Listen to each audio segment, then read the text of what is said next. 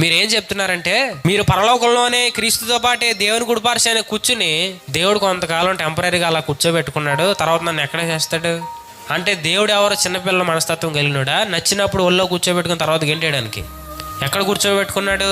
ఒక్కసారి కూర్చోబెట్టుకున్నాడంటే ఆయన ఏమి ఇచ్చాడంటే పౌరసత్వం ఇచ్చాడు.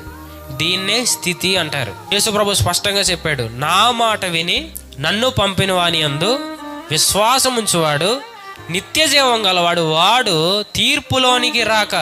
ఏ తీర్పులోనికి రాడు? రే నువ్వు పాపివి నరకంలోనికి పో అనే తీర్పులోనికి రాడు. ఎందుకు? నా యందు విశ్వాసం ఉంచాడు.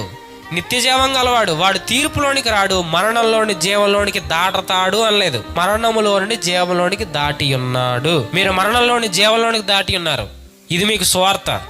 యేసుక్రీస్తుతో పాటు పరలోకంలో కూర్చుండబెట్టబడి ఉన్నారు. మీ పౌరసత్వం పరలోకంలో ఉంది, భూమి మీద లేదు, నరకంలోనూ లేదు. దేవునికి కుమారులై ఉన్నారు. దేవుని కుమారులు నీతిమంతులు పరలోక రాజ్యానికి వెళతారు కాదు.